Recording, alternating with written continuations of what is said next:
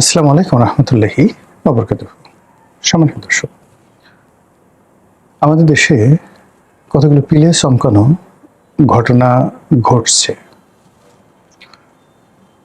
এবং অনেকগুলো পিলে চমকানো খবর আমাদের চারিদিকে কিলবিল করছে। অনেকগুলো অশনির সংকেত, মহাবিপদ সংকেত, এগুলো শনির দশা হয়ে উল্কার বেগে আমাদের দিকে ছুটে আসছে। স্বাধীনতা লাভের পর থেকে অর্থাৎ 1971 সনের 16 ডিসেম্বরের পর থেকে আসলে আমাদের অশান্তি নানাভাবে শুরু হয়েছে। 16 ডিসেম্বর আমরা স্বাধীন হলাম, কিন্তু যুদ্ধটা হয়েছিল পাকিস্তান আর্মির মধ্যে এবং যৌথ কমান্ড ইস্টার্ন রিজন, পাকিস্তান মানে ভারতীয় আর্মির ইস্টার্ন রিজনের যৌথ কমান্ডের সাথে যুদ্ধ হয়েছিল। কিন্তু এই যুদ্ধে আপামর বাঙালি মুক্তিযুদ্ধ তাদের যে বিশাল অংশগ্রহণ ছিল, এবং এই মুক্তিযুদ্ধে যিনি সর্বাধিনায়ক ছিলেন জেনারেল M.A. ওসমানী, আত্মসমর্পণের দলিলে তার কোনো সাক্ষ্য নেই, তার কোনো উপস্থিতি নেই।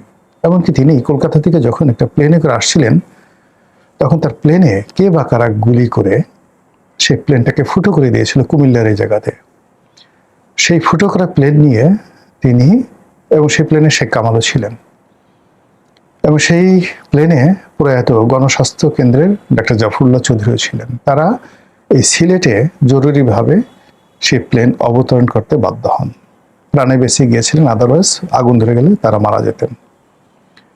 তো এই অমীমাংসিত বিষয়টি নিয়ে আমরা আসলে কখনো খোলামেলা আলোচনা করিনি যে জেনারেল ওসমানীর প্লেনে কারা গুলি করেছিল, কেন তাকে এখানে হাজির করা হয়নি, কিংবা বঙ্গবীর কাদের সিদ্দিকী এত এমিনেন্ট যাকে বলা হয় যোদ্ধা, কিংবা ঢাকাতে যারা গেরিলা যুদ্ধ করেছিলেন, কোনো মুক্তিযোদ্ধাদেরকে কেন সেই দিন রমনা রেসকোর্স ময়দানে দেখা যায়নি কিংবা আশেপাশে দেখা যায়নি।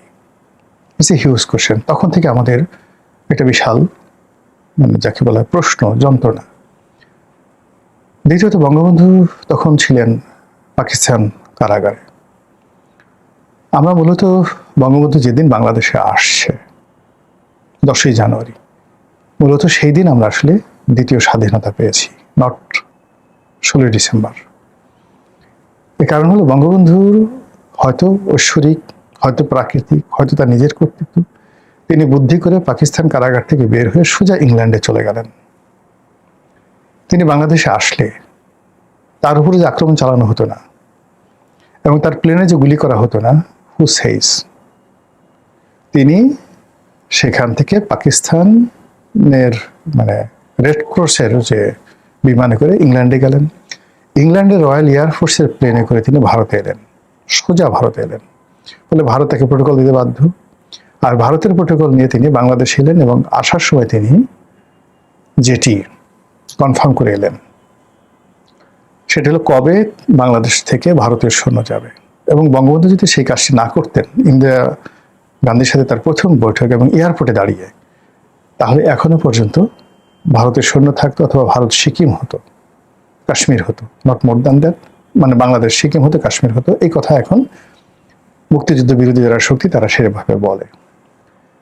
ঘটনা যাই হোক, পরবর্তীতে ভারতের আধিপত্যবাদ, ভারতের দাদাগিরি বা আমাদের কূটনৈতিক দুর্বলতা, হোয়াট এভার মেবি, বাংলাদেশে যে কটি হত্যাকাণ্ড ঘটেছে, সেটা বঙ্গবন্ধু, জিয়াউর রহমান বা যে কটা রাজনৈতিক পট পরিবর্তন হয়েছে, সব ক্ষেত্রেই একটা প্রশ্ন আছে যে কে দায়ী, কারা আছে পিছন দিক থেকে।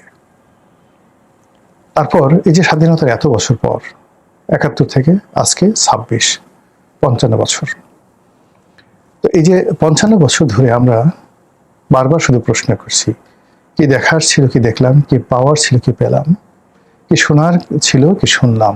আমরা স্বাধীন হয়েছি তো, হব তো, থাকবে তো, নাকি আবার এরা দখল করে নেবে, কিনে নেবে, তারপর সিকিম বানাবে, কাশ্মীর বানাবে। এই সকল কথা আমাদের 18 কোটি মানুষের মন এবং মননে প্রতিটি মুহূর্তে আতঙ্ক তৈরি করছে। আমরা সত্যিকার অর্থে হয়তো গেরিলা যুদ্ধ করতে পারবো, লড়াই করতে পারবো, নির্যাতিত হতে পারবো, কিন্তু আমরা আসলে ভারতের সাথে কোনোভাবে পারবো না। যেখানে কাশ্মীর পারছে না, পাশে কাশ্মীরের দুটো অংশ, আজাদ কাশ্মীর আর জম্মু কাশ্মীর। তো জম্মু কাশ্মীর ভারতের আন্ডারে আর আজাদ কাশ্মীর পাকিস্তানের আন্ডারে। তো সেই পাকিস্তানের আন্ডারে অন্তত 100 থেকে 200 সশস্ত্র গ্রুপ আছে এই আজাদ কাশ্মীরে যারা বসবাস করে, এবং তারা গিয়ে নিয়মিত জম্মু কাশ্মীরে আক্রমণ চালায়। এবং এই কাশ্মীর নিয়ে একাধিক যুদ্ধ হওয়া সত্ত্বেও জম্মু কাশ্মীরকে এখন পর্যন্ত মুক্ত করা যায়নি। তো সেক্ষেত্রে ধরেন বাংলাদেশ মানে ওই এলাকার যে রিজনটা, সেখানে একদিকে পাকিস্তান আছে, অন্যদিকে ওই কাশ্মীরের আপনি ম্যাপ দেখেন, তো সেখানে যারা আছে তাদের অনেক কিছু করার স্কোপ আছে। পাহাড়ে যাওয়ার স্কোপ আছে, পাকিস্তানে যাওয়ার স্কোপ আছে, তারপরে আরো অনেক কিছু করার স্কোপ আছে। কিন্তু আমাদের কি আছে? ওখানে চীনের একটা গুরুত্বপূর্ণ ভূমিকা আছে। কিন্তু আমাদের এই রিজনে যদি ভারত আধিপত্য দেখায়, মায়ানমার ছাড়া আর বঙ্গোপসাগর ছাড়া আমাদের কোনো উপায় নেই।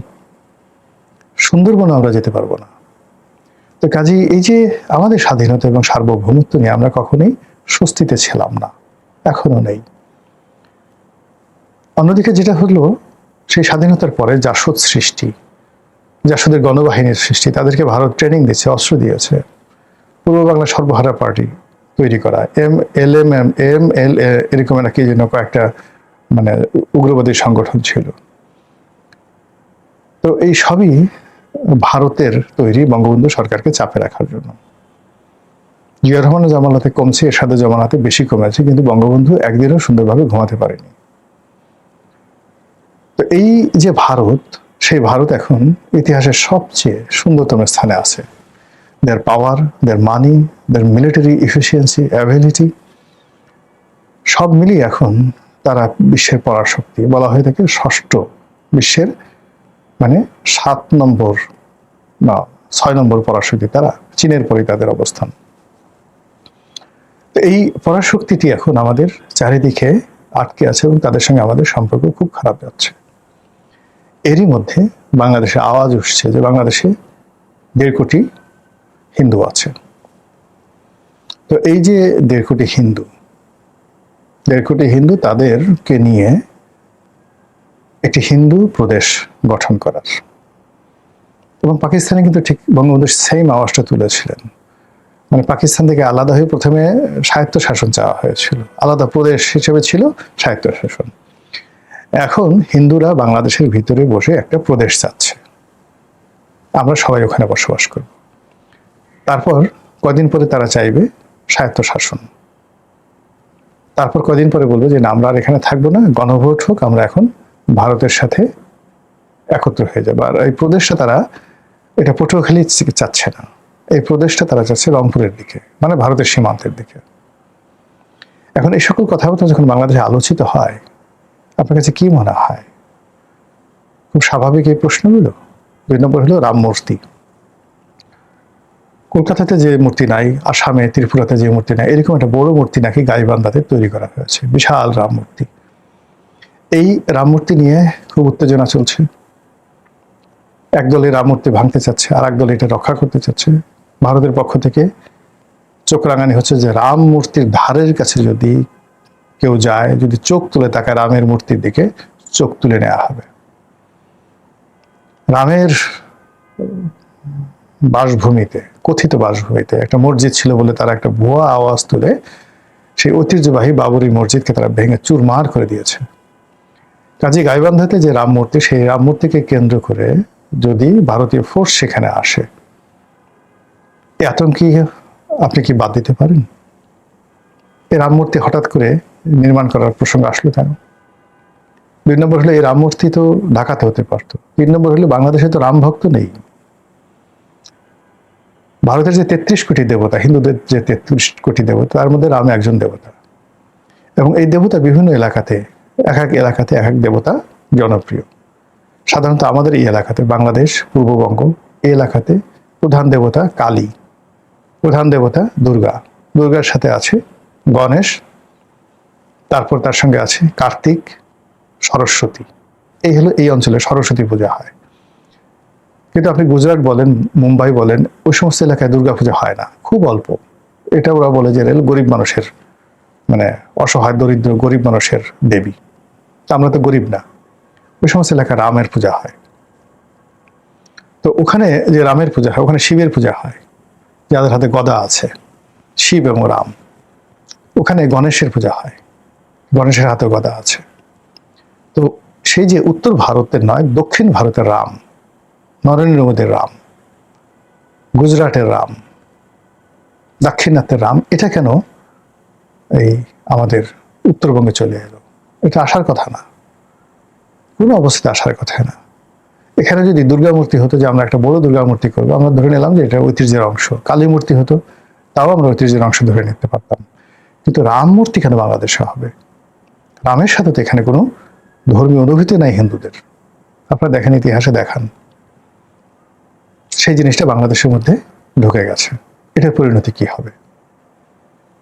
3 নম্বরে যেটা বললাম সেটা হলো যে ভারতীয় বুদ্ধিজীবী, সংবাদপত্র, তারা সবাই এখন প্রস্তাব করছে যে ভারতের শিলিগুড়ি যে চিকেন নেক, এটি ভারতের আজীবনের একটা সমস্যা দূর করা সম্ভব দুইভাবে। এক হলো রংপুর বিভাগ কিনে নেওয়া, $10 বিলিয়ন তারা দাম বলছে, কিনে নেবে তারা।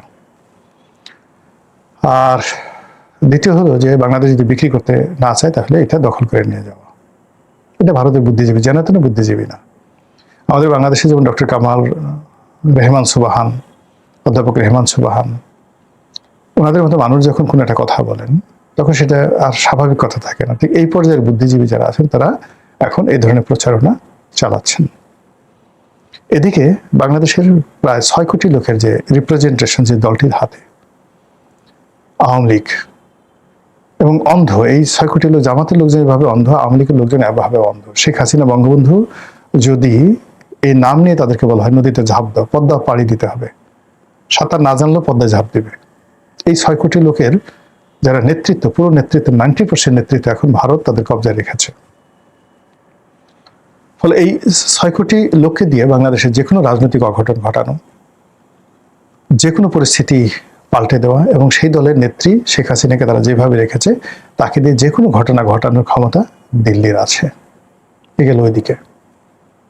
আর এই মুহূর্তে বাংলাদেশে যারা রাষ্ট্র ক্ষমতা আসে, তারা সব দিক থেকে অনভিজ্ঞ, বয়সে, অভিজ্ঞতায়, রাষ্ট্র পরিচালনায়, এবং তারা একটি দুর্বল অর্থনীতি, একটি মারাত্মক বিশৃঙ্খল আইনশৃঙ্খলা পরিস্থিতি,